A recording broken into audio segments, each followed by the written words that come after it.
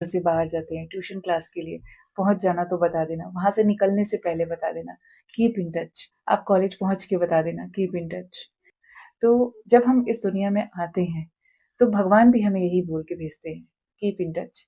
बेटा, सानिध्य में रहना। बेटा, मुझे याद करते रहना।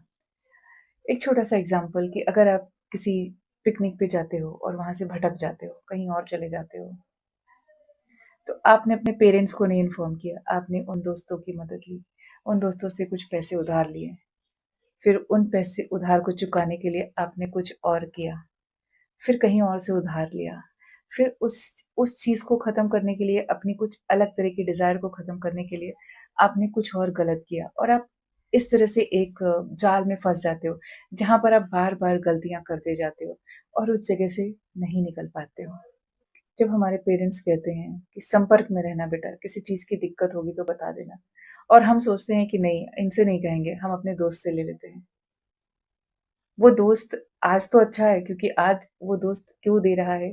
क्योंकि तुम गलत राह पे जाने वाले हो। इसके लिए वो तुम्हारी हेल्प कर रहा है, क्योंकि तुम उसके जैसा होना चाहते हो, उसको अपने जैसा नहीं बनाना चाहते हो।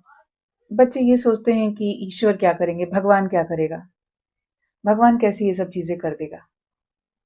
क्या कर सकता है भगवान? बच्चे डाउट क्रिएट करते हैं। आपने भी सुना होगा कई बार कि ईश्वर के पास इतनी शक्ति है कि दुश्मन के दिमाग में भी बैठकर वो आपके लिए प्यार भर सकता है।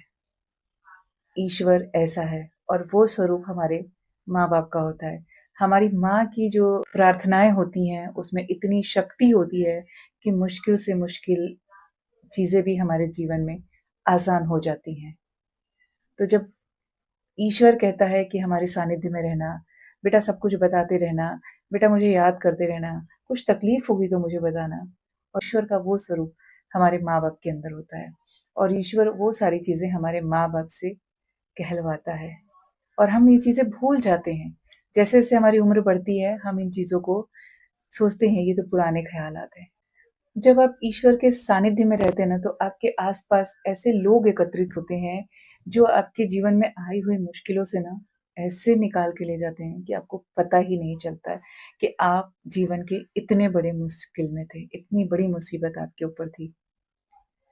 मेरा कहना इतना है कि अगर फर्स्ट स्टेप में ही आप किसी प्रॉब्लम में थे, तो सबसे पहले आपको अपने पेरेंट्स को इन्फॉर्म करना था और अगर आप अपने पेरेंट्स को इन्फॉर्म करते, आप उनको बताते, तो शायद आप इस मुश्किल में नहीं पड़ते। और वो जो लोग होते हैं ना, उस समय वो ईश्वर के जैसा आपका सपोर्ट करते हैं। कहते हैं ना, कण-कण में विद्यमान है भगवान।